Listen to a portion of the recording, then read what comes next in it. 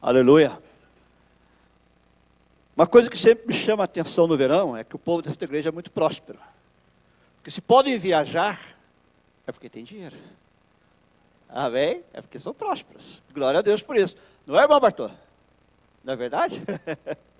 Também estou feliz de ver de volta, né? O Anderson e a Tarsila. Ele veio preto, passou carvão lá. Ok, vamos à palavra de Deus. 1 Coríntios capítulo 6, deixa a sua Bíblia aberta. 1 Coríntios capítulo 6.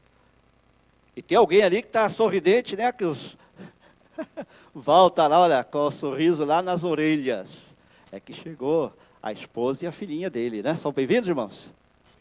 Amém. Vamos lá, a palavra de Deus. 1 Coríntios capítulo 6. Vamos orar, Pai. Agora te pedimos que fales conosco pela tua palavra e que a impressiones dos nossos corações, que a imprimas aí com letras indeléveis do teu espírito e que nos ajudes a colocá-la em prática. Em nome de Jesus. E o povo de Deus diz?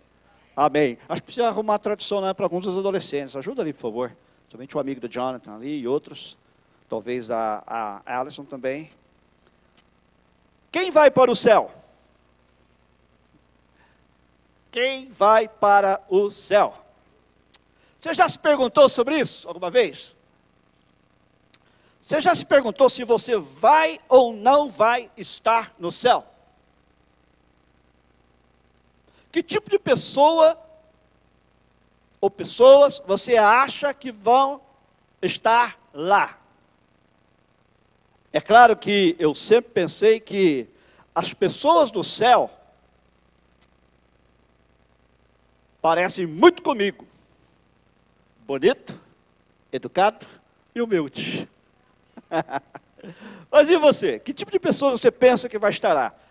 Ouça o que o apóstolo Paulo escreveu à igreja em Corinto, em 1 Coríntios, capítulo 6, versículos 9 e 10. Não é opção, viu, pessoal? Eu gostaria que todos os adolescentes entendessem a mensagem. 1 Coríntios, capítulo 6, versículos 9 e 10. Vocês não sabem que os perversos não herdarão o reino de Deus? Não se deixem enganar, nem imorais, nem idólatras, nem adúlteros, nem homossexuais passivos ou ativos, nem ladrões, nem avarentos, nem alcoólatras, nem caluniadores, nem trapaceiros herdarão o reino de Deus. Você precisa entender que tipo de cidade era Corinto. Corinto era um dos principais portos dos tempos do Novo Testamento.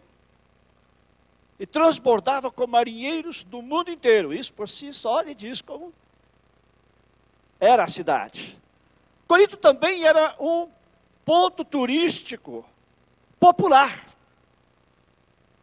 Porque a sua principal atração era o templo de Afrodite, deusa do sexo. E o modo de adorar Afrodite era ter relações sexuais com uma das 1000 prostitutas do templo.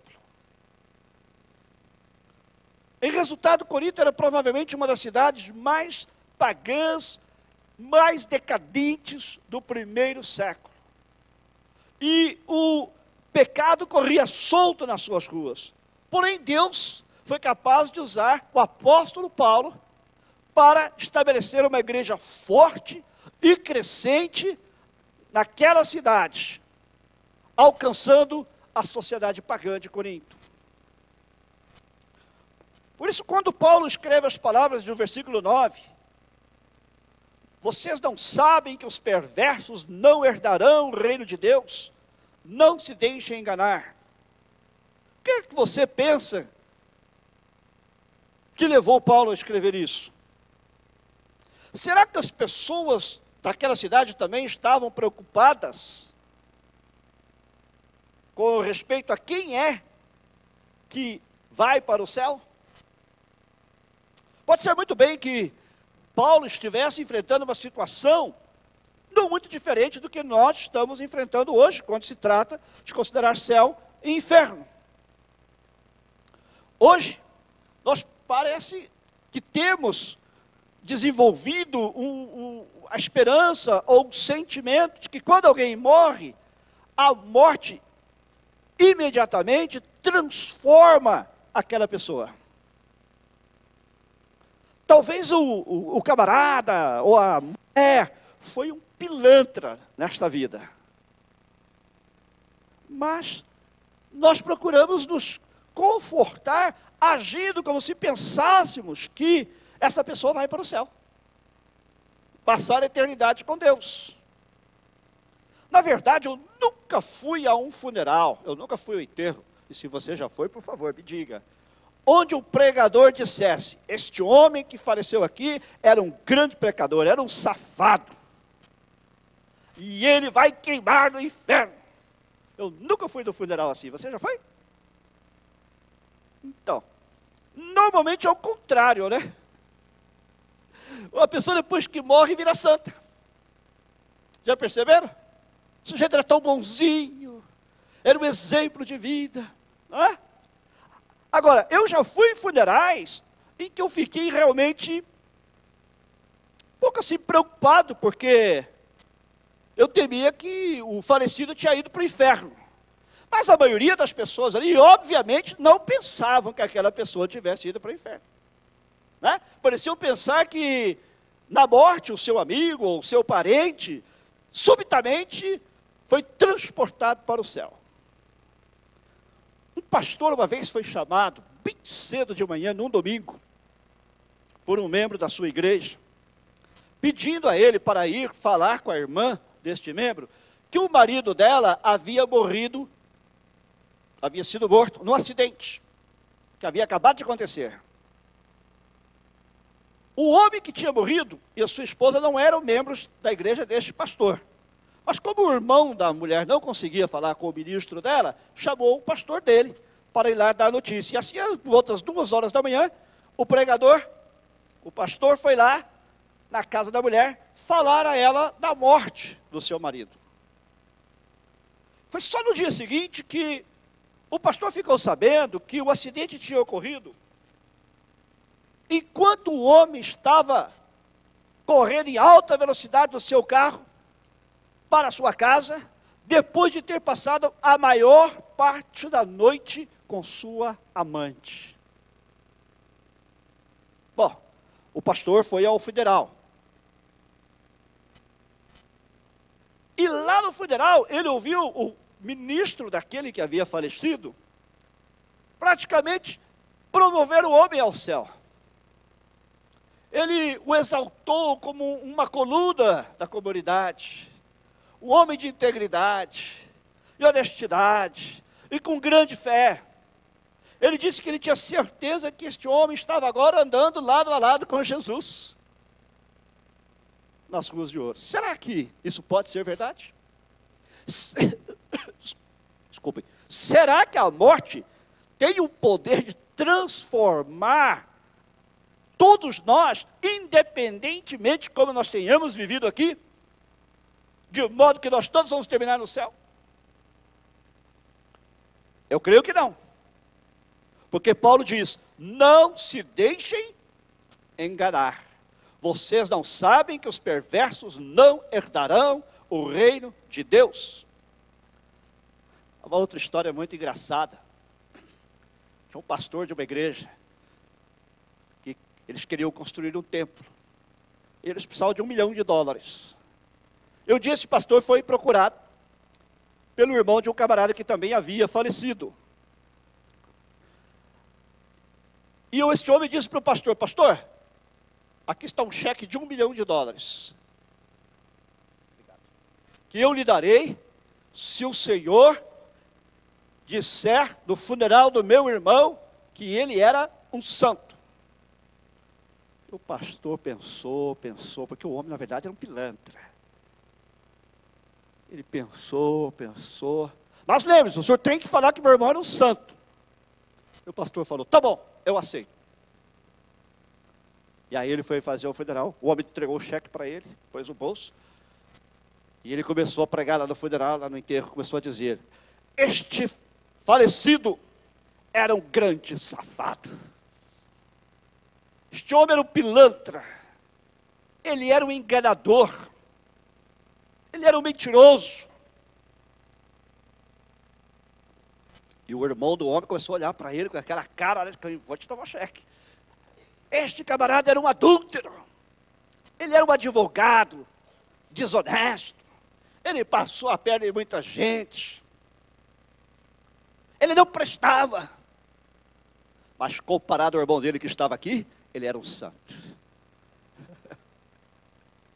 Tinha que dizer que o homem era santo, ele disse. Paulo, aqui ele é muito específico. Ele lista 10 pecados que desqualificam a pessoa de entrar no céu. Talvez hoje as pessoas precisam prestar atenção ao que Paulo está dizendo. Os primeiros 5 pecados que Paulo menciona, eles parecem estar intimamente relacionados, e todos eles têm a ver com imoralidade sexual e perversão. É claro que isso deveria ser uma surpresa, uma vez que nós pensamos que tipo de cidade Corinto era. Mas o fato é que eu temo que a nossa sociedade também está se tornando cada vez mais parecida com Corinto.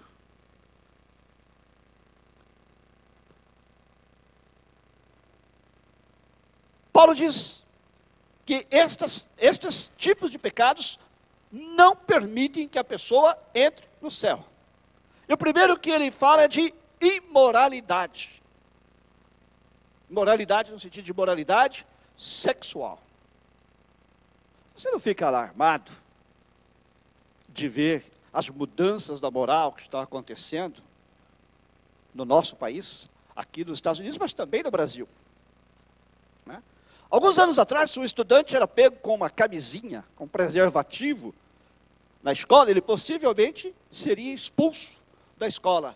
Hoje as escolas distribuem preservativos, porque a sociedade diz que o seu filho, a sua filha terá várias experiências sexuais, com muitos parceiros sexuais. Mas Paulo nos diz aqui, os sexualmente imorais não herdarão o reino de Deus. Depois, em segundo lugar, Paulo diz assim, nem os idólatras. A palavra idolatria, claro, significa o destronar Deus, tirar Deus do trono e adorar alguma outra coisa. Mas a idolatria de que Paulo está falando aqui é a adoração de Afrodite, a deusa da imoralidade sexual. E você está adorando Afrodite, se a imoralidade é o seu estilo de vida. É uma idolatria. Em seguida, Paulo menciona adultério. A palavra adultério significa atividade sexual fora do casamento. Ser infiel ao seu cônjuge. E o relacionamento de casamento é uma das principais áreas que Satanás está atacando hoje. Nós vivemos numa sociedade que homens e mulheres trabalham juntos. Homens e mulheres viajam juntos a negócios. Há inúmeras oportunidades para infidelidade. Esta é uma das razões porque, de acordo com algumas estatísticas, a metade dos casamentos está fracassando. Satanás está atacando a instituição do casamento e do lar. Depois Paulo menciona também os homossexuais passivos ou ativos. Nós estamos constantemente ouvindo sobre direitos dos gays e lésbicas e homossexuais. Poucos dias atrás, a Suprema Corte dos Estados Unidos aprovou ou reconheceu o casamento entre homossexuais. Eu quero dizer que o fato da Suprema Corte ter feito isso não quer dizer que não seja pecado. A Suprema Corte já tomou muitas decisões erradas no passado. O fato de ela ter tomado essa decisão não quer dizer que o pecado deixou de ser pecado. A nossa sociedade tende a chamar o bem de mal e o mal de bem, luz de trevas e trevas de luz. Mas não muda os fatos. Nos dizem que a homossexualidade precisa ser reconhecida como um estilo de vida aceitável, pois afinal, a pressuposição é que o que quer que aconteça no seu quarto é da sua conta somente. Não afeta quem você é em nenhum outro lugar. Eu sugiro que isso nunca será verdade. Quem nós somos nos nossos relacionamentos familiares, quem nós somos nos nossos lares e até no nosso quarto, se torna quem nós somos no mundo lá fora. E isso sempre vai afetar como nós interagimos com os outros. A Bíblia simplesmente diz que ninguém que pratica estes pecados sexuais, imoralidade, idolatria, adultério, homossexualidade, e aqui ele divide em ativos e passivos, ou passivos e ativos, em inglês se diz prostitutos, homens que são prostitutos, nesse sentido também de homossexualismo, ou homossexualidade, vai para o céu. A Bíblia é muito clara, não é? Depois Paulo continua, ele se torna um pouco mais genérico e menciona outros pecados. Ele menciona ladrões, ele diz, ladrões não herdarão o reino de Deus. Você já roubou alguma coisa? Seja honesto. Você já roubou alguma coisa? E eu fiquei pensando na minha vida, lembrando de quando eu era criança, que eu roubei os brinquedos de um amigo meu. Você pode dizer assim, não, nunca roubei, mas talvez não. Mas a maioria de nós já foi tentado, não foi? Às vezes você está lá na companhia, você fala assim, afinal a companhia é tão rica, né? Faz tanto dinheiro, que eles não vão dar falta deste objeto, e você pega e leva para casa. É seu? Não, então é roubo. A menos que ele tenha sido dado. Não é? Então, nós todos somos tentados, às vezes, para pegar coisas que não pertencem a nós. Depois Paulo menciona os avarentos. A palavra avarentos origina de um gancho que os marinheiros usavam para enganchar, para pegar um outro barco, um outro navio e puxá-lo para perto. Então a ideia de avareza é essa, de você se agarrar, de você agarrar alguma coisa e você se apegar a ela e não soltar. Paulo diz que eles também não entrarão no reino de Deus. E Paulo continua, e nem alcoólatros. Essa palavra não precisa nem de explicação, não é? É só olhar, gente, para o número de pessoas que morrem nas nossas freeways. É só ver quantos lares estão sendo destruídos quando a humanidade abusa do uso do sexo e outras drogas. Desculpe, do álcool e de outras drogas. Depois Paulo diz, nem os caluniadores. Caluniador é alguém que procura machucar ou destruir outra pessoa com palavras.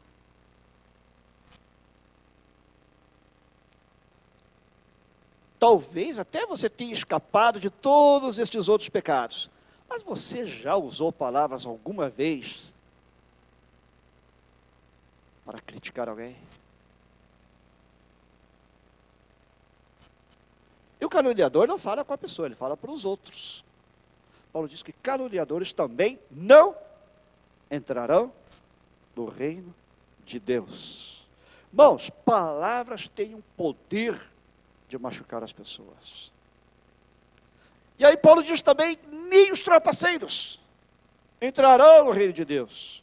Trapaceiros são pessoas que tiram vantagem de outros. Não é? Eles veem aqueles que são vulneráveis e oferecem-lhes alguma coisa que parece bom demais para ser verdade. E realmente, é bom demais. E não é verdade. Não é? Depois eles tiram até o último pouquinho que aquelas pessoas têm. Você quer ver um exemplo? Não sei se você já recebeu estes e-mails que diz que você acabou de receber uma fortuna num banco lá na Inglaterra. Não é?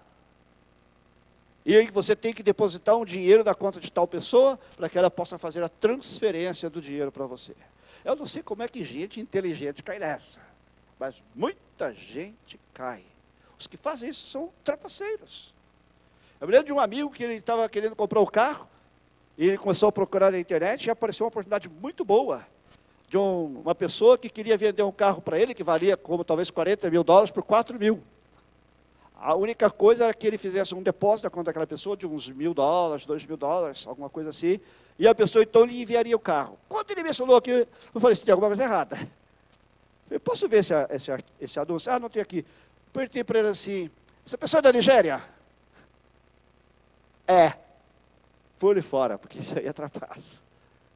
Mas muitas pessoas se deixam enganar. E sabe o que eles fazem? Eles mandam e-mail para você, pedem os seus dados, depois eles mandam um valentão bater a porta da sua casa, para cobrar de você o dinheiro que você não mandou para eles. Nunca dê sua informação para quem você não conhece. Outro dia eu estava assistindo uma reportagem, da qual puseram uma parte no Facebook, de como uma pessoa do Brasil, um homem do Brasil, conseguiu sequestrar uma criança. Os pais colocavam toda a informação no Facebook. A hora que saiu de casa, a hora que estava em casa, as atividades da criança, as atividades dos pais. E quando a polícia entrevistou, o jornalista entrevistou, e a polícia estava bem entrevistando aquele camarada, você via que era uma pessoa muito inteligente, que se expressava muito bem. Ele falou, olha, toda a informação foi passada pelo Facebook. Eu não tive que fazer muita coisa. E semana passada, eu estava lendo algumas mensagens que me mandaram, e uma pessoa disse assim, ah, você está aqui no Brasil, meus telefones são tais e tais. Quantas pessoas leram aquela mensagem? Os trapaceiros estão por todo lado. Falei, mandei uma mensagem privada para aquela pessoa e disse, por favor, não faça isso, você está se expondo. A Bíblia diz que os trapaceiros também não entrarão no reino de Deus. Então Paulo diz assim, olha, não quero que vocês sejam enganados, não se enganem. Eu quero que vocês saibam que estas pessoas não herdarão o reino de Deus. Elas não estarão no céu. Se uma pessoa vive praticando qualquer um desses 10 pecados, há outros, claro, mas aqui nessa lista Paulo dá 10, que ele diz, se as pessoas praticam estes pecados, elas não entrarão no reino dos céus. Então isso aqui responde bem àquela pergunta, né? Quem é que não vai para os céus? Quem é que não vai estar nos céus? Paulo diz, os que praticam estes pecados não vão para o céu. Mas agora veja o versículo 11. Este talvez seja um dos versículos mais surpreendentes de toda a Bíblia. Diz assim, assim foram alguns de vocês. Ouviu? De todas estas 10 coisas, isto é o que alguns de vocês foram. Lembre-se, Paulo está escrevendo para a igreja em Corinto. Se você fosse à igreja lá, você poderia, muito provavelmente, sentar-se ao lado de um ex-homossexual, ou uma ex-lésbica, ou ex-ladrão, ex-adúltero, ex-avarento, ou ex-caluniador, uma pessoa imoral, um idólatra. Todos eles estavam lá. Isso é o que eles eram antes. Mas agora eles mudaram. Está passado. Eles eram estas coisas, mas agora não são mais. Veja o que aconteceu com eles. Paulo diz no versículo 11. Vocês praticavam essas coisas, mas vocês foram lavados. Foram santificados, foram justificados no nome do Senhor Jesus Cristo e no Espírito do nosso Deus. Uma mudança dinâmica aconteceu nas vidas dessas pessoas. Elas eram uma coisa, mas agora elas são diferentes. O que aconteceu? E como aconteceu? Paulo diz assim, vocês foram lavados. Ele não está falando de banho. O brasileiro gosta muito de tomar banho, né? Lá no Brasil tem gente que toma 3 banhos por dia. Ele não está falando de banho. Paulo está falando de uma lavagem, de uma purificação interior. Eles antes eram impuros e imorais, mas agora os seus pecados foram perdoados e eles são puros e morais por dentro.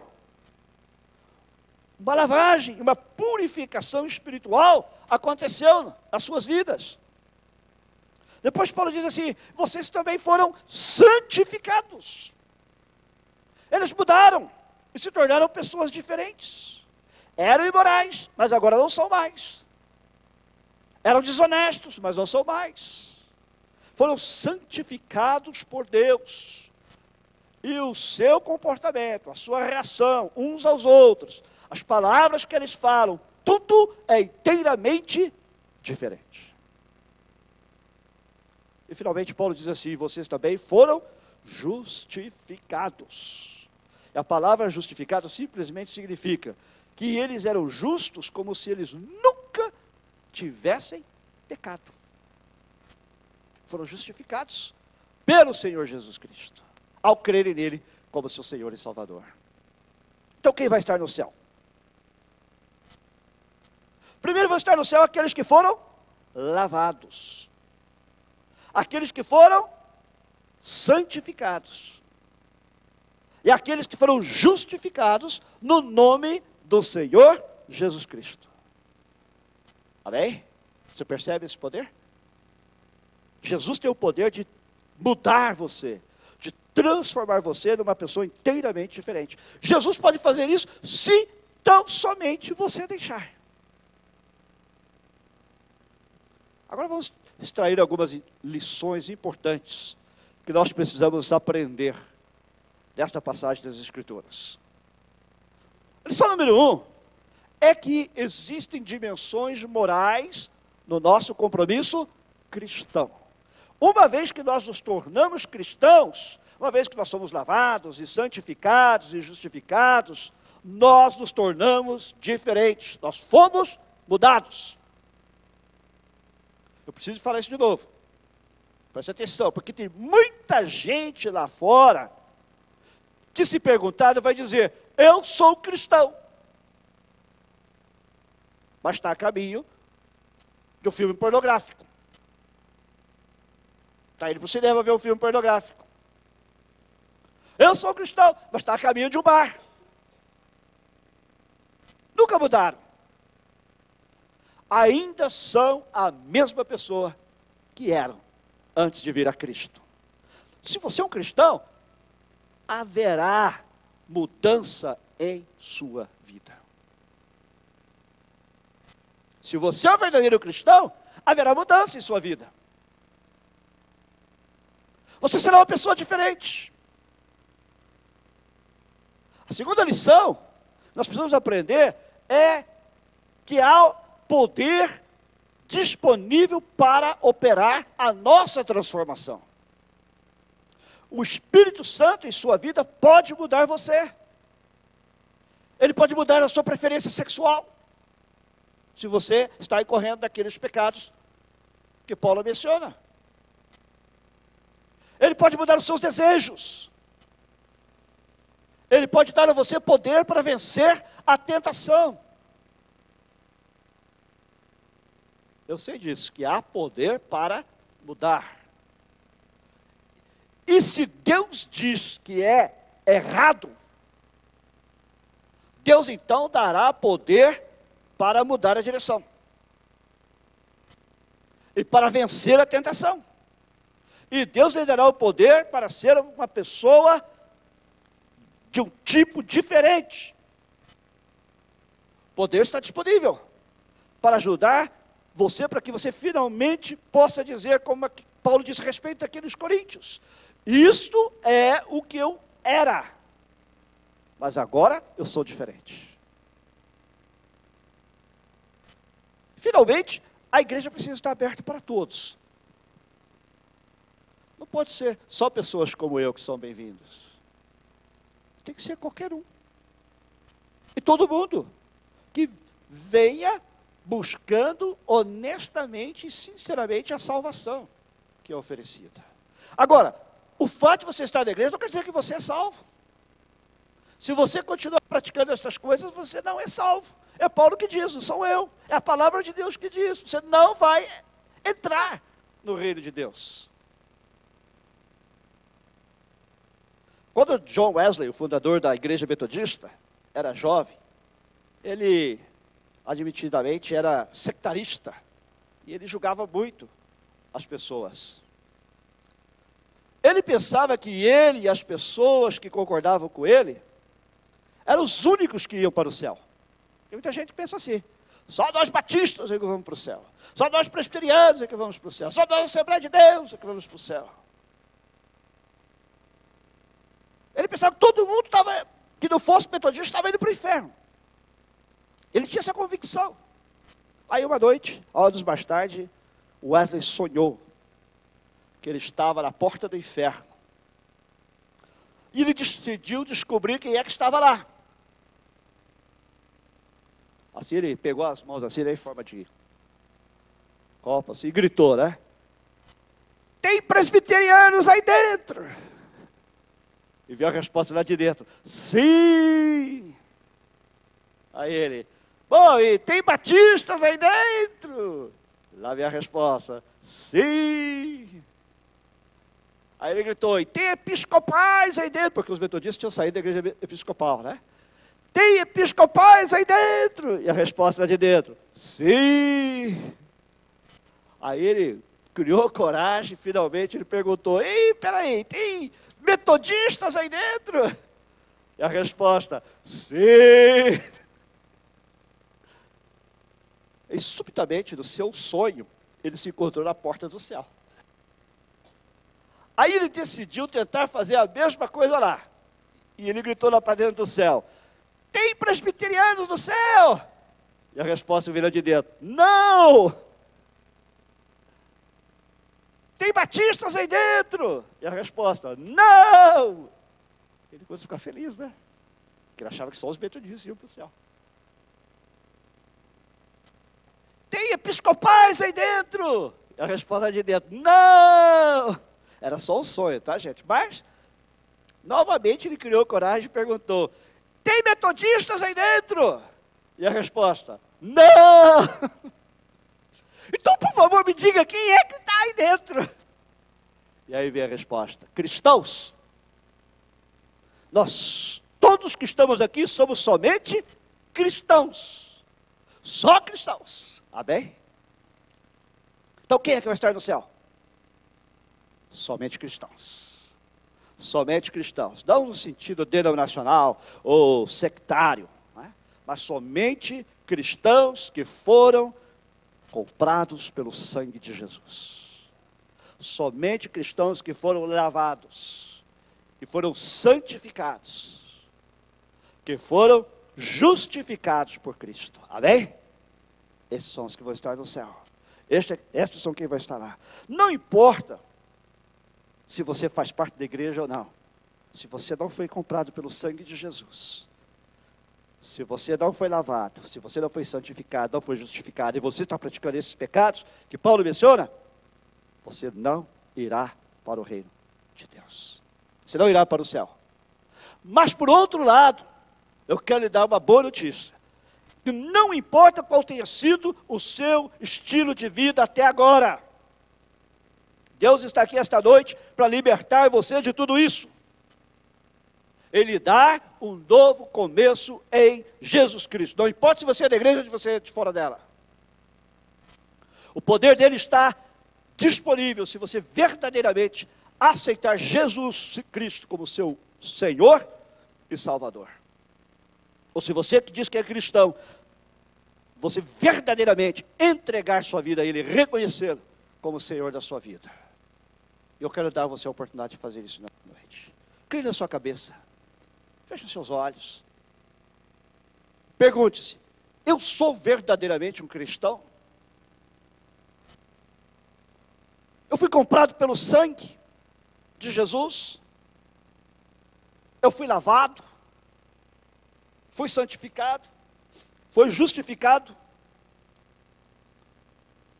Paulo diz que se você está vivendo, se você está praticando qualquer um destes 10 pecados, você não vai herdar o reino de Deus. Nem imorais, nem idólatras, nem adúlteros, nem homossexuais passivos ou ativos, nem ladrões, nem avarentos, nem alcoólatras, nem caluniadores, nem trapaceiros herdarão o reino de Deus. Se há pessoas aqui nesta noite que querem receber verdadeiramente Jesus Cristo como seu Senhor e Salvador, e ser lavados pelo sangue dele,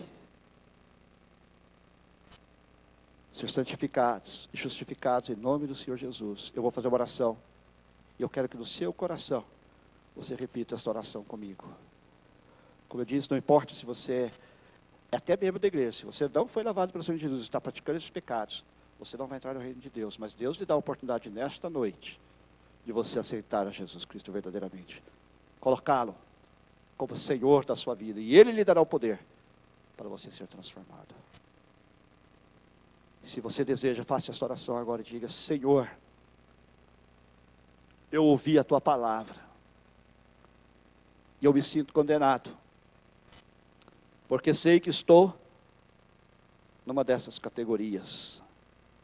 Estou praticando um ou mais desses pecados. Mas desta noite eu te peço, com fé e de todo o coração, me perdoa, Senhor, pelo estilo de vida que estou levando. Jesus, Tu derramaste o Teu sangue por mim. Eu quero ser Teu. Eu Te recebo como meu Senhor. Eu Te dou o lugar de Senhor na minha vida, e de meu Salvador, Te reconheço como meu Salvador. Lava-me, santifica-me e purifica-me, no nome de Jesus. Amém. Ainda com os olhos fechados, alguém que fez esta oração nesta noite? Alguém que fez esta oração de coração e deseja ser transformado pelo Senhor? Deus abençoe a sua vida. Que Deus te abençoe. E que você saiba que o poder transformador de Deus está à sua disposição, para que você possa viver em vitória. Tentados todos somos e todos seremos, mas o Senhor nos dá a graça, nos dá o poder do Espírito Santo, para vencermos o pecado e para vivermos para Ele. E se você fez esta oração, descanse do Senhor. Ele ouviu a sua oração. Confie nele. E entronize Jesus na sua vida. Deixe-o ser o Senhor da sua vida. Talvez, se alguém quiser se manifestar, dizer: eu fiz essa oração, apenas para que eu saiba, ainda com todos com os olhos fechados, com os evangelhos. Levante a sua mão apenas para a gente saber. Espero que todos que estão aqui nesta noite já tenham feito esta decisão. Que nós possamos estar entre aqueles que vão herdar o reino de Deus. Amém.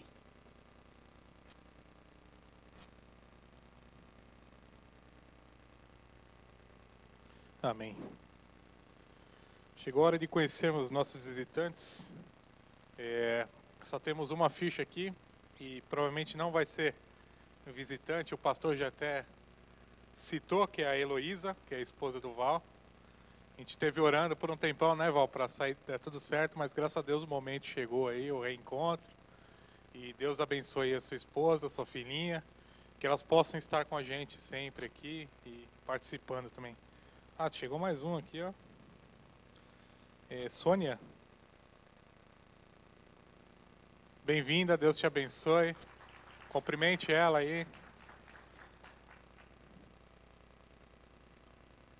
Um momento também importante nosso agora. É o momento que nós vamos entregar nossos dízimos, nossas ofertas. Você visitante, não se sinta constrangido. É o momento da igreja, mas fique à vontade quanto a isso. E em 2 Coríntios 9:7 diz: cada um dê conforme determinou o seu coração, não com pesar ou por obrigação, pois Deus ama quem dá com alegria. Amém? Enquanto o louvor se coloca aqui, vamos orar, agradecer a Deus pelo dízimo.